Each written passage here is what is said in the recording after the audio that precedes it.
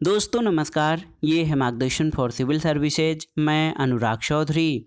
दोस्तों, नागरिक शास्त्र अथवा राजनीति विज्ञान के महत्वपूर्ण प्रश्नों के एग्जाम बूस्टर श्रृंखला में इस वीडियो में प्रस्तुत है तुलनात्मक राजनीति यानी कंपेरेटिव पॉलिटिक्स से संबंधित महत्वपूर्ण प्रश्नों का रिवीजन, जो आपके आगामी विभिन्न परीक्षाओं जैसे TGT, PGT, ELT grade, government inter college प्रवक्ता, गवर्नमेंट डिग्री कॉलेज, उच्चतर शिक्षा असिस्टेंट प्रोफेसर, केंद्रीय विद्यालय संगठन और नेट जेआरएफ के साथ विभिन्न राज्यों द्वारा नागरिक शास्त्र और राजनीति विज्ञान से आयोजित शिक्षक भर्ती परीक्षाओं के लिए बहुत ही उपयोगी है। इस वीडियो में हम सरकार के अंग यानी व्यवस्थापिका, कार्यपालिका और न्यायपालिका तथा निर्वाचन पद्धति एवं प्रतिनिधित्व के सिद्धांतों से संबंधित महत्वपूर्ण प्रश्नों को कवर करेंगे।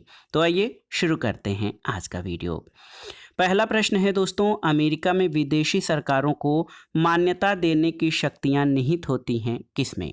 तो उत्तर है अमेरिका में विदेशी सरकारों को मान्यता देने की शक्तियां राष्ट्रपति में निहित हैं।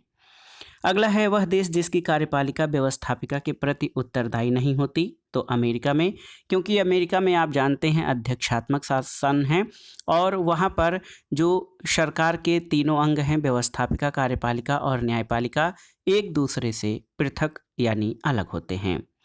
अगला प्रश्न है, न्यायाधीशों को व्यवस्थापिका द्वारा चुना जाता है कहाँ पर? तो उत्तर है स्विट्जरलैंड में दोस्तों न्यायाधीश यानी जजेस को व्यवस्थापिका के द्वारा चुना जाता है।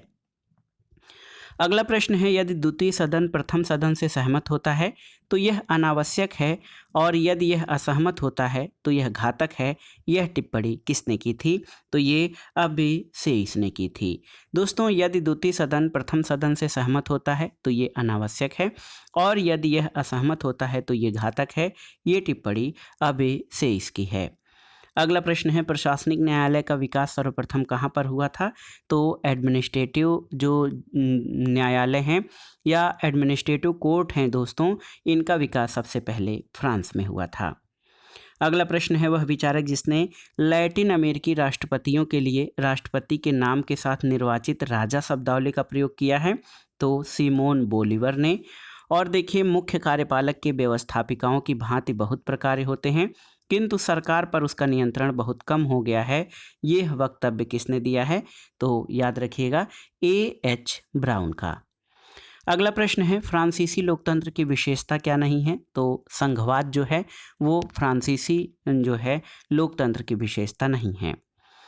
अगला प्रश्न है दोस्तों, वह देश जिसमें न्यायिक पुनरीक्षण या जुडिशियल रिव्यू का प्रावधान नहीं है? तो यूनाइटेड किंगडम में, क्योंकि यहाँ पर संसद की सर्वोच्चता का सिद्धांत पाया जाता है। अगला प्रश्न है दोस्तों, देखिए, पॉकेट वीटो, संघीय विधायिका को राष्ट्रपति का संदेश, गुट प्रणाली और कोष्ठ पद्धति एक विधेयक, ये सभी लक्षण हैं। तो ये अमेरिका की राजनीतिक प्रणाली के लक्षण हैं। अगला प्रश्न, सही सुमेलन करना है। यहाँ पर देखिए सूची 1 का सूची 2 के साथ। तो फ्रांस में 2 प्रकार के न्यायालय हैं। यूनाइटेड किंगडम में सर्वसत्ताधारी संसद यानी संसद की सर्वोच्चता का सिद्धांत, यूएसए में न्यायिक समीक्षा यानी जुडिशियल रिव्यू की व्यवस्था है और भारत में विधि द्वारा स्थापित क्रिया विधि का सिद्धांत लागू होता है। अगला प्रश्न है दोस्तों, the spirit of the laws पुस्तक के लेखक कौन है? तो मॉन्टेस्क्यू हैं। और सत्ता के ऊपर सत्ता की मर्यादा होनी चाहिए, इस सिद्धांत पर किसकी आस्था थी? तो ये मॉन्टेस्क्यू की। द्विसदनात्मक विधायिका ऐसी संसद है जो अपने ही विरुद्ध विभाजित होती है, ये कथन किसका है? तो ये गार्नर का कथन है। दोस्तों, रॉबर्ट पैकेनहैम ने अफ्रीकी, एशियाई तथा लैटिन अमेरिकी देशों की असेंबलियों की महत्वपूर्ण भूमिकाओं की रूपरेखा प्रस्तुत की है। वे भूमिकाएं क्या हैं? तो देखिए, वैध प्रकार्य, सुरक्षा वाल्व प्रकार्य और प्रशासनिक विहंगावलोकन, ये अमेरिकी देशों की असेंबलियों की महत्वपूर्ण भूमिकाओं की रूपरेखा है। अगला प्रश्न है, फ्रांस के राष्ट्रपति के कार्यकाल की अवधि कितनी होती है? तो आप जान लीजिए, ये 5 वर्ष की होती है। विश्व की सर्वाधिक शक्तिशाली विधायिका कौन सी है? तो ब्रिटिश संसद दोस्तों, ये विश्व की सर्वाधिक शक्तिशाली विधायिका है। अगला है कि अमेरिकी राष्ट्रपति के बारे में सही कथन क्या है? तो अमेरिकी राष्ट्रपति केवल एक बार पुनर्निर्वाचित किया जा सकता है और देखिए, देशद्रोह, घूसखोरी और अन्य अपराधों के लिए उस पर महाभियोग लगाया जा सकता है। महाभियोग प्रस्ताव की सुनवाई की अध्यक्षता उच्चतम न्यायालय के मुख्य न्यायाधीश द्वारा की जाती है। ये अमेरिकी राष्ट्रपति के बारे में सही कथन है। अगला प्रश्न है, फ्रांस में सरकार और राष्ट्रपति के बीच जटिल संबंध है, इसका कारण क्या है? तो आप जानते हैं कि फ्रांस में एक मिलीजुली राष्ट्रपति संसदीय प्रणाली की सरकार है, यानी वहाँ पर अध्यक्षात्मक और संसदात्मक दोनों शासन व्यवस्थाओं का मिश्रण पाया जाता है। इसलिए कहा जाता है कि फ्रांस में सरकार और राष्ट्रपति के बीच जटिल संबंध है। अगला प्रश्न है दोस्तों, संयुक्त राज्य अमेरिका में शासन की शीर्ष विहीन शाखा और कांग्रेस की भुजाएं किसे कहा गया है? तो ये प्रश्न पब्लिक एडमिनिस्ट्रेशन सेक्शन में भी पूछा जाता है, तो याद रखिएगा, स्वतंत्र नियामकी आयोग को अमेरिका में शासन की शीर्ष विहीन शाखा और कांग्रेस की भुजाएं कहा गया है। अगला प्रश्न है दोस्तों, जेरीमेंडरिंग की प्रथा कहाँ पर प्रचलित है? तो संयुक्त राज्य अमेरिका में। और देखिए, वह वाद जिसमें अमेरिकी मुख्य न्यायाधीश मार्शल ने न्यायिक पुनरावलोकन की अवधारणा को परिभाषित किया था, तो ये केस था मार्बरी बनाम मेडिसन केस। अगला प्रश्न है दोस्तों, द्वितीय सदन की विद्यमानता स्वतंत्रता की गारंटी और कुछ सीमा तक अत्याचार के विरुद्ध सुरक्षा भी है। ये कथन किसका है? तो ये गार्नर का कथन है। और अगला प्रश्न है, अमेरिका के राष्ट्रपति चुनाव में यदि कोई भी प्रत्याशी आवश्यक बहुमत प्राप्त नहीं करता, तब इसे निर्णय के लिए कहाँ निर्देशित किया जाता है? तो रिप्रेजेंटेटिव काउंसिल या प्रतिनिधि सभा को। अमेरिका की प्रतिनिधि सभा के सदस्यों की कुल संख्या कितनी है? तो ये है 435। और एक बहुत ही महत्वपूर्ण प्रश्न है दोस्तों, ब्रिटेन में वित्त मंत्रालय को क्या कहा जाता है? तो इसको राजकोष विभाग कहा जाता है। संवैधानिक सरकार से संबंधित नहीं है, तो श्रेणी तंत्र सरकार जो है वो संवैधानिक सरकार से संबंधित नहीं है। संवैधानिक सरकार एक प्रकार से देखा जाए तो ये सीमित सरकार कही जाती है, जिसमें व्यक्तियों और नागरिकों के अधिकारों की सुरक्षा की गारंटी होती है, उनको स्वतंत्रता होती है, विधि का शासन होता है। अगला प्रश्न है, वेस्टमिंस्टर प्रतिमान या मॉडल इंगित करता है एक विशेष प्रकार का क्या? तो एक विशेष प्रकार के शासन को इंगित करता है वेस्टमिनिस्टर प्रतिमान। अगला प्रश्न है, प्रधानमंत्री से संबंधित विचार और जो है इसके विचारक या विद्वान, छोटे छोटे नक्षत्रों के बीच चंद्रमा, ये ब्रिटिश प्रधानमंत्री के बारे में वर्मन का कथन है। समकक्षों में प्रथम मार्ले कहता है। संपूर्ण शासन व्यवस्था की चूल लास्की कहता है। और सूर्य जिसके इर्द गिर्द नक्षत्र घूमते हैं, ये जेनिंग्स का कथन है ब्रिटिश प्रधानमंत्री के बारे में। अगला प्रश्न है दोस्तों, वह देश जहां विधि का शासन नहीं पाया जाता है, तो ये फ्रांस में। ब्रिटेन का प्रधानमंत्री क्या होता है? तो ब्रिटेन का प्रधानमंत्री नियुक्त होता है। अगला प्रश्न है दोस्तों, विश्व में सबसे पुराना द्वितीय सदन कौन सा है? तो ये लॉर्ड सभा। लॉर्ड सभा विश्व में सबसे पुराना द्वितीय सदन है। विश्व का सबसे शक्तिशाली द्वितीय सदन कौन है? तो सीनेट यानी संयुक्त राज्य अमेरिका। संसदों की जननी कहलाती है, तो ब्रिटिश संसद जो है वो संसदों की जननी कहलाती है। अगला प्रश्न है, द्वितीय सदन के सदस्यों का चुनाव जो है किस देश में इकाई के लोगों द्वारा किया जाता है? तो उत्तर है यूएसए में। द्वितीय सदन के सदस्यों का चुनाव जो है वो यूएसए के इकाई के लोगों को द्वारा किया जाता है। एक बहुत ही महत्वपूर्ण कथन है अगला प्रश्न कि नंबर 1 और नंबर 2, 3 या 4 की हैसियत की कोई तुलना नहीं की जा सकती है। ब्रिटिश प्रधानमंत्री के बारे में ये कथन किसका है? तो ये विंस्टन चर्चिल का कथन है। अगला प्रश्न है दोस्तों, वह शासन प्रणाली जो शक्ति पृथक्करण यानी सेपरेशन ऑफ पावर के सिद्धांत की उपज और उत्तराधिकारी समझी जाती है, तो अमेरिकी शासन प्रणाली को दोस्तों शक्ति पृथक्करण सिद्धांत की उपज कहा जाता है। अगला प्रश्न है, सही सुमेलन करना है। स्विट्जरलैंड दोनों सदनों की समान शक्तियां हैं।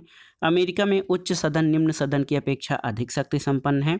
भारत में निम्न सदन उच्च सदन की तुलना में अधिक शक्ति संपन्न है।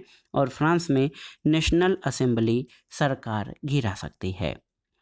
अगला प्रश्न है दोस्तों, वह देश जिसमें अवशिष्ट शक्तियां राज्यों या इकाइयों पर निर्भर करती हैं, तो संयुक्त राज्य अमेरिका, स्विट्जरलैंड और ऑस्ट्रेलिया में अवशिष्ट शक्तियां इकाइयों या राज्यों में निहित हैं।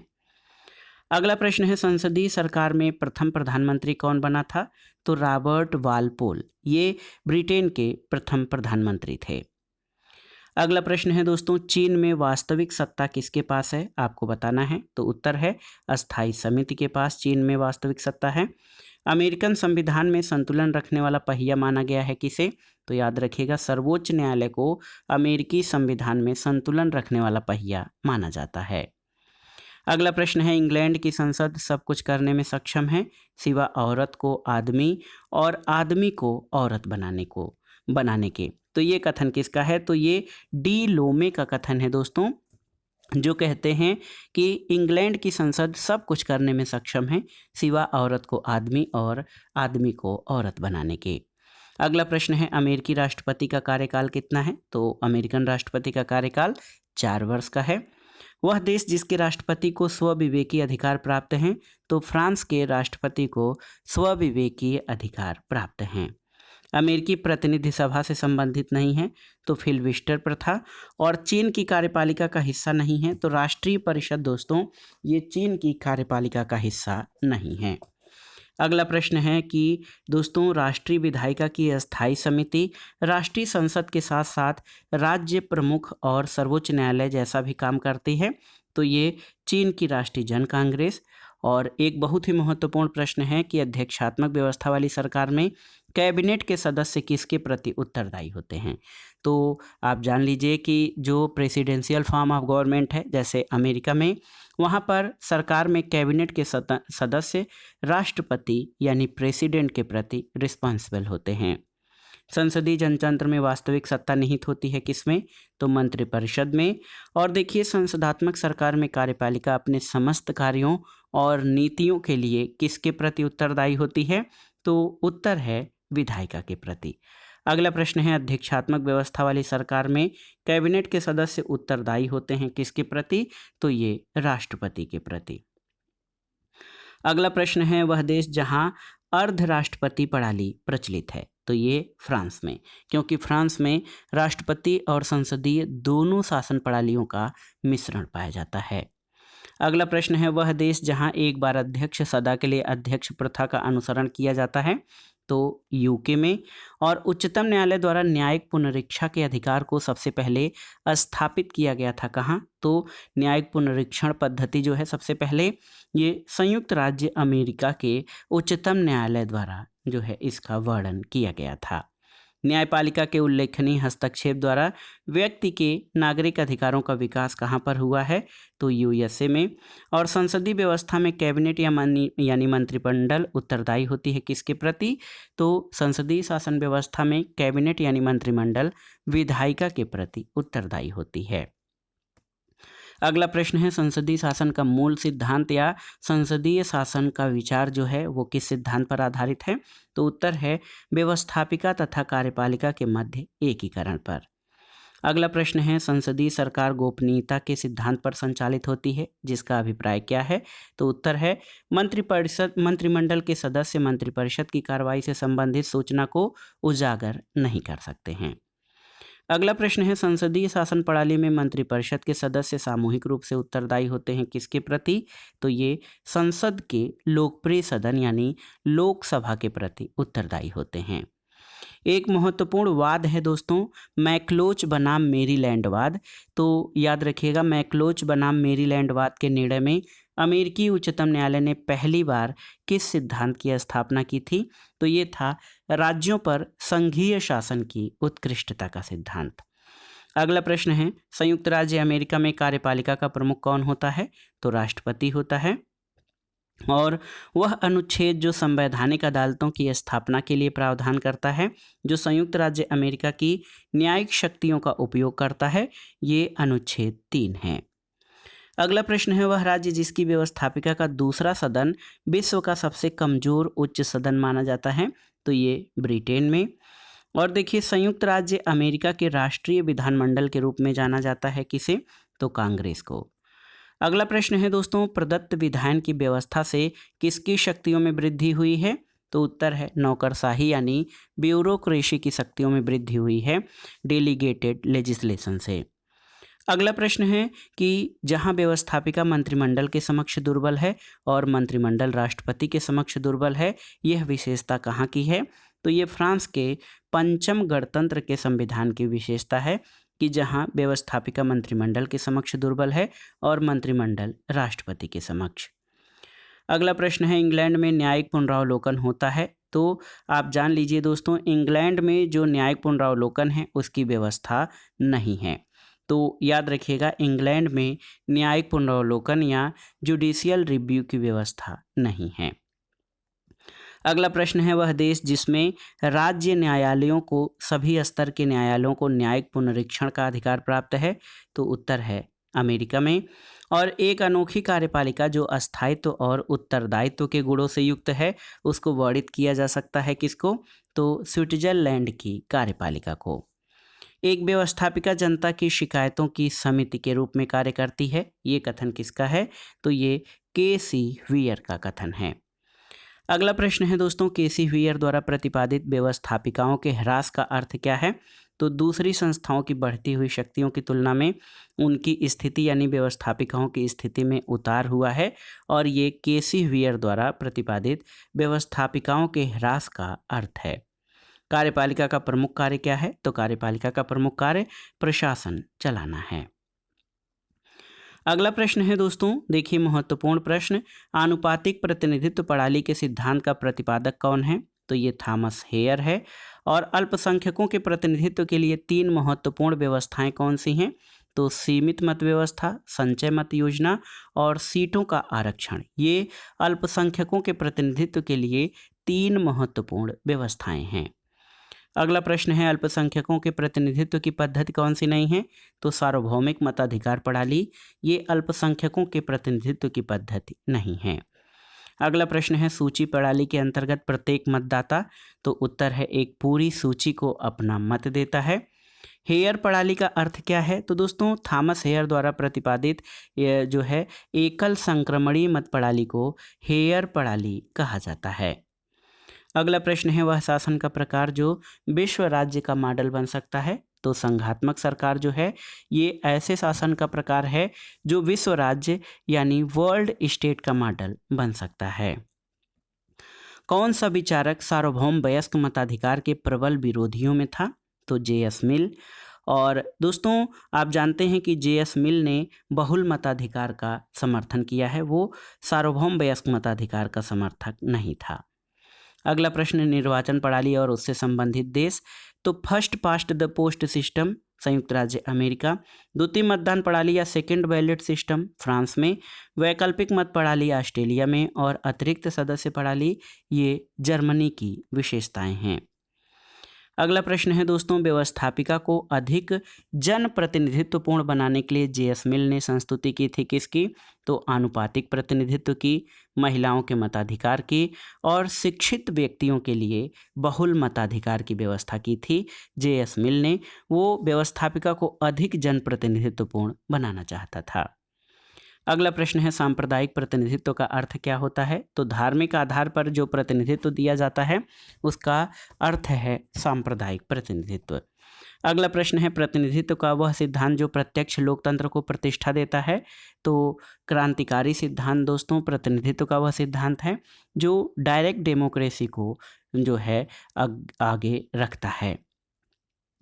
अगला प्रश्न है, देखिए अल्पसंख्यकों के प्रतिनिधित्व को सुनिश्चित करने की विधि कौन सी है? तो ये सूची प्रणाली। अल्पसंख्यकों के प्रतिनिधित्व की प्रणाली नहीं है, तो याद रखिएगा दोस्तों, सार्वभौम मताधिकार की प्रणाली, ये अल्पसंख्यकों के प्रतिनिधित्व की प्रणाली नहीं है। अल्पसंख्यकों के प्रतिनिधित्व के लिए सर्वश्रेष्ठ पद्धति कौन सी है? तो आनुपातिक प्रतिनिधित्व जो है अल्पसंख्यकों के प्रतिनिधित्व की सर्वश्रेष्ठ पद्धति है। अगला प्रश्न है, प्रतिनिधित्व की एक पद्धति है, तो प्रत्यक्ष तथा अप्रत्यक्ष चुनाव।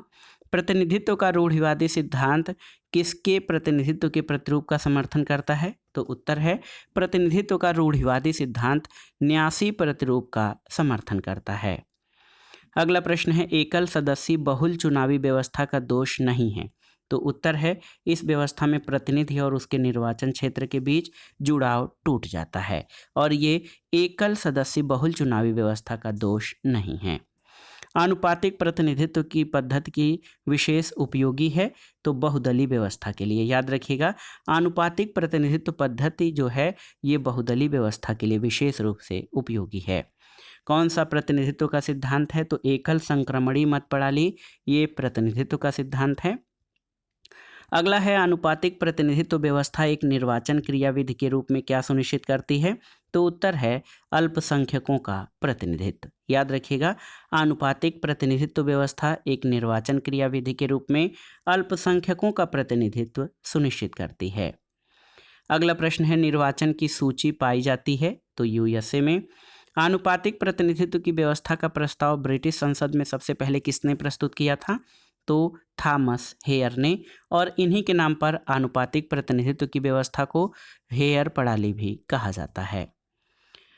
अगला प्रश्न है किसने निर्वाचन कानून को इन शब्दों में परिभाषित किया है कि बहुसंख्यक यानी बहुलता एक मतपत्र प्रणाली जो पार्टी द्वैधता की ओर प्रवृत्त होती है, ये ड्यूअगर्स लॉ ने। और देखिए निर्वाचन की सूची प्रणाली की क्या विशेषताएं हैं? तो निर्वाचन की सूची प्रणाली केवल बहुसदस्यीय चुनाव क्षेत्रों में होती है और दल चुनाव के लिए उम्मीदवारों का पैनल बनवाते हैं। एकल हस्तांतरणीय मत प्रणाली में प्रत्येक मतदाता के लिए क्या आवश्यक है? तो उत्तर है निर्वाचित होने वाले प्रत्याशियों जितनी वरीयताओं को इंगित करना ये एकल हस्तांतरणीय मत प्रणाली में प्रत्येक मतदाता के लिए आवश्यक है। अगला प्रश्न है निर्वाचन प्रणाली में एक दोष ये है कि इसके अंतर्गत ये संभव है कि निर्वाचित व्यक्ति को निर्वाचकों के आधे से अधिक मत प्राप्त न हुए हों। इस विरोधाभास को दूर किया जा सकता है कैसे? तो ये द्वितीय मत प्रणाली के द्वारा इसे दूर किया जा सकता है। अगला प्रश्न सही सुमेलन करना है। आनुपातिक प्रतिनिधित्व प्रणाली ये थॉमस हेयर द्वारा शुरू की गई। व्यावसायिक प्रतिनिधित्व का विचार GDH कोल द्वारा दिया गया है। एक व्यक्ति एक मत का सिद्धांत जेरेमी बेंथम के द्वारा, और एक से अधिक मत का सिद्धांत यानी बहुल मताधिकार का पक्षधर जॉन स्टुअर्ट मिल है। अगला प्रश्न है दोस्तों, देखिए आनुपातिक प्रतिनिधित्व प्रणाली बहुदलीय व्यवस्था के विकास की परिस्थितियां पैदा करती है। ये अभिधारणा प्रतिपादित की गई है किसके द्वारा? तो M. डुअर्जर के द्वारा। और वह मतदान व्यवस्था जिसमें मतदाता किसी प्रत्याशी को एक से अधिक मत दे सकता है, तो ये है संचयी मतदान व्यवस्था। अगला प्रश्न है दोस्तों, वोट देने का अधिकार क्या है? तो वोट देने का अधिकार जो है ये विधिक अधिकार की श्रेणी में आता है। अगला प्रश्न है मताधिकार का यह नियम अधिकांश देशों द्वारा अपनाया गया है। तो मताधिकार का आयु आधारित यानी एक निश्चित आयु सीमा के बाद मत देने का अधिकार ये अधिकांश देशों के द्वारा अपनाया गया है। महिला मताधिकार का प्रबल समर्थक कौन था? तो एक विचारक हैं सिजवी, इन्होंने महिला मताधिकार का प्रबल समर्थन किया है। अगला प्रश्न है सार्वभौमिक वयस्क मताधिकार वास्तव में सार्वभौमिक नहीं है। तो ये वास्तविकता किसने व्याख्यायित की है? तो ये गिलक्राइस्ट द्वारा कहा गया है कि सार्वभौमिक वयस्क मताधिकार वास्तव में सार्वभौमिक नहीं है। तो दोस्तों ये था आज का वीडियो, राजनीति विज्ञान अथवा नागरिक शास्त्र के महत्वपूर्ण प्रश्नों का एग्जाम बूस्टर श्रृंखला। इसमें आपने सरकार के अंग और निर्वाचन पद्धति तथा प्रतिनिधित्व के सिद्धांतों से संबंधित महत्वपूर्ण प्रश्नों को कवर किया, जो आपके आगामी परीक्षाओं के लिए बहुत ही उपयोगी हैं। आप इन प्रश्नों को तैयार कर लीजिएगा। दोस्तों वीडियो आपको कैसा लगा हमें कमेंट बॉक्स में ज़रूर बताइएगा। वीडियो को लाइक करें, शेयर करें और इस चैनल मार्गदर्शन फॉर सिविल सर्विसेज को सब्सक्राइब करें। वीडियो देखने के लिए धन्यवाद दोस्तों, नमस्कार।